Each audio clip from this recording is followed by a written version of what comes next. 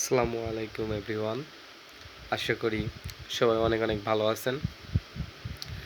আজকের ভিডিওর মূল টপিকসটা হলো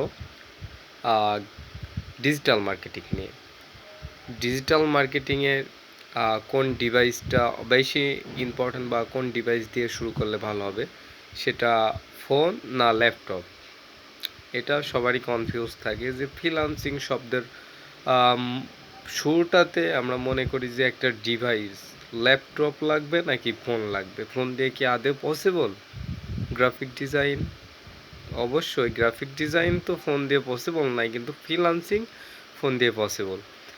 ফ্রিল্যান্সিং শুরু করার ফার্স্ট ফার্স্ট পর্বে তো আপনি ফোন দিয়ে শুরু করতে পারেন, কিন্তু লাস্ট ফিনিশিং যখন আপনি কাজটা আরও ফাস্টলি করতে চাবেন বা কাজটা আরও দ্রুত করতে চাবেন বা দ্রুত জমা দিতে চাবেন কাজটা, সেই সময় অবভিয়াসলি আপনার ল্যাপটপ বা পিসির প্রয়োজন।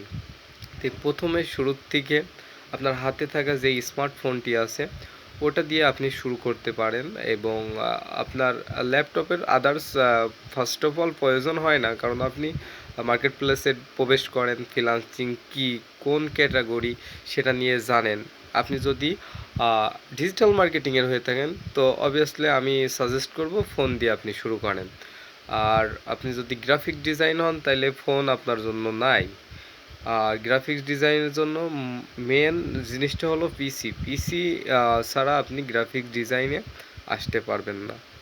তো সবাই সুস্থ থাকবেন, ভালো থাকবেন, এবং ভিডিওটা যদি ভালো লাগে তাহলে কমেন্ট করেন আর লাইক করেন। তো দিন শেষে সবাই ভালো থাকেন। আসসালামু আলাইকুম।